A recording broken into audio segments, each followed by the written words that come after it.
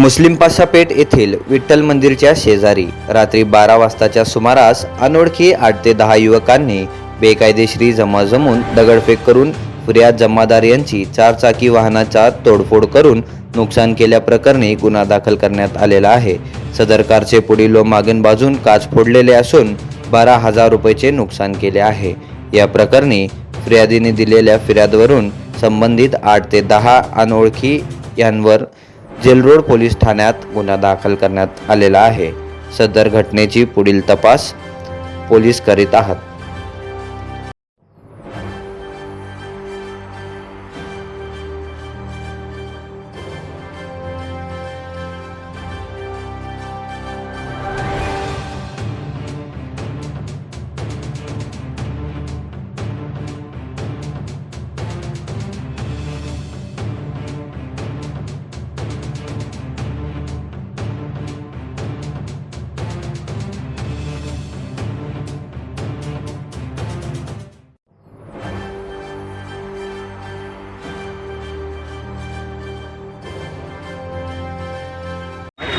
मैं सैफुद्दीन बनियान कल रात में पद्मशाली चौक में शिव जयंती के नाम पर एक 25-30 लड़के लोग मिलने काढ़े थे, जिसमें गलत नारेबाजी हुई।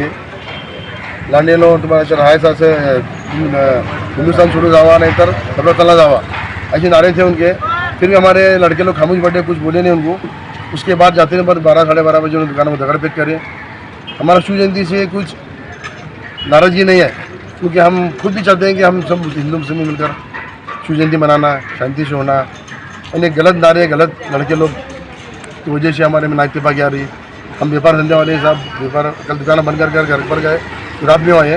अभी जेलोड़ में आकर हम साहब से मिले, पियाज साहब से। उनका वादा है कि हम कानूनी कार्रवाई करेंगे बोलकर। हमें कानून पर पूरा विश्वास है, जल्द से जल्द उन पर कार्रवाई होगी। रात में जब ये पथराव हुआ कोई पुलिस स्टेशन को वगैरह फोन लगाए थे क्या? नहीं, हमारे जिसकी गाड़ी फूटी है मुजम्मिल जमादार पुनः आकर एफ दर्ज करे, एफ दखल हुई है। रात में जब घटना हुई थी उस वक्त पुलिस वगैरह कुछ आई थी मौके पर? आई थी ना, पुलिस आई थी।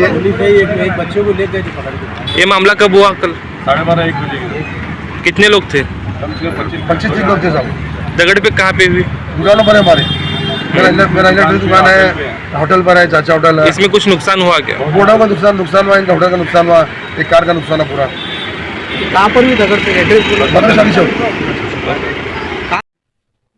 19 फेब्रुवारी शिवजयंती सगळ्या देशात साजरी होत आहे। त्या साजऱ्यामध्ये आम्ही पण सामील आहोत। काल अचानकपणे संध्याकाळी रात्री 12-12:30 वाजता आम्ही दुकाने बंद करून घरी गेल्यानंतर काही उल्लडबाजी पोरांनी आमच्या दुकानाचं नुकसान केलेलं आहे। काही बोर्ड फुटलेले आहेत, काही लोकांचं शटर तुटलेलं आहे आणि काहींचं हॉटेलचं नुकसान झालंय। एवढं नुकसान खूप बेकारदायक आहे। असं मी कोणाच्याही दुकानाचं नुकसान होऊ नये या साजऱ्यामध्ये आम्ही सगळे दुकानदार सामील आहोतच आणि सगळ्यांना याचा आनंद आहेच। पण अशा काही घटनांमुळे काही दुकानदारांचं नुकसान होत आहे।